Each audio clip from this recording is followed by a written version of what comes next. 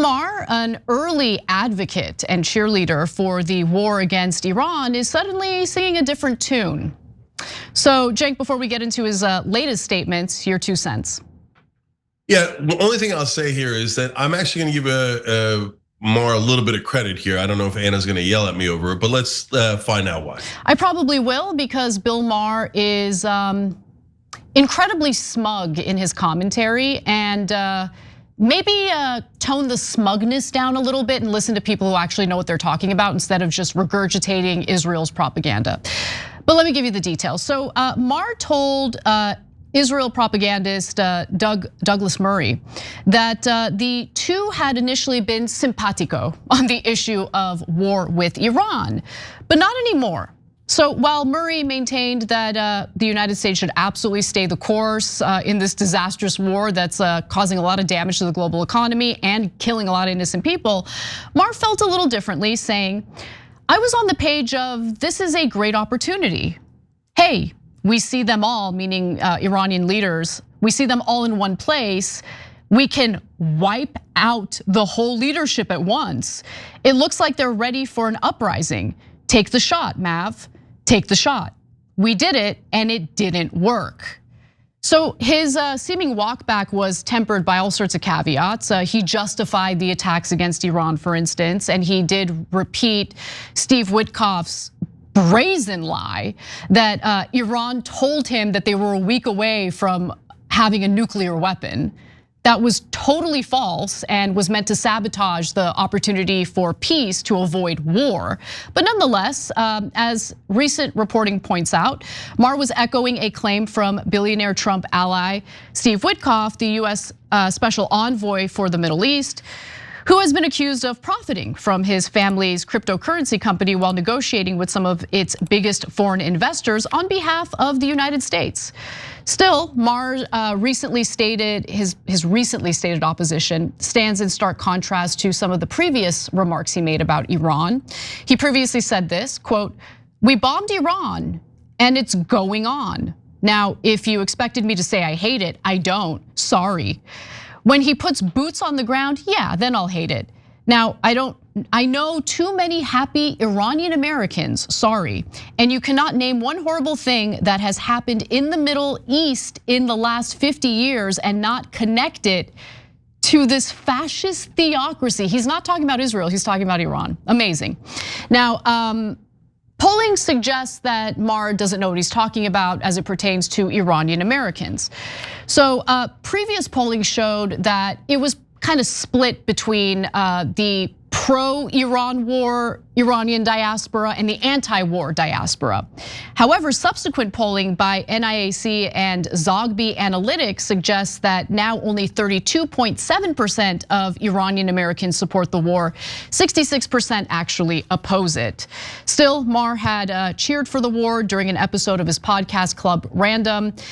So he's kind of all over the place, Cenk, but I think even he has to accept the fact that this war against Iran has been a disaster for the US and the globe. Yeah, so was he wrong in the beginning? Of course. Is it because he's the most biased man in America when it comes to Israel? Of course. So, that whole, he's generally been against wars, which is a good thing. That's why, that portion of what he says we like. But when it comes to a war Israel wants, he's like, oh, I don't hate that one. And the same nonsense propaganda about, oh, the Iranian people really want to be bombed. Do they? But Anna, the ironic credit here is that there was a good contrast on that show on Friday, the show that he did, between him and Douglas Murray. So Douglas Murray is a propagandist for Israel, so he doesn't get to have a genuine opinion. So apparently Israel wants to stay in the war. So he's like, no, it is a great war. We should stay in the war. Israel's the greatest. This is great. It has nothing to do with Israel, but we should definitely stay in the war. And Bill Maher's like, look, he's not paid to be a propagandist, apparently. Which is, again, maybe I'm damning with faint praise, but it's something.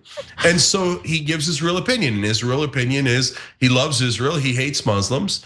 But you know what? He apparently also cares about America.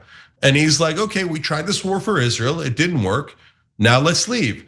So that proves to me that he does propaganda for Israel as a hobby, not as a profession. He's super biased and doesn't know he's biased, but that he's not an asset like Douglas Murray is. Yeah, and in fact, he's hoping that the US abandon the war entirely. So we'll see what happens.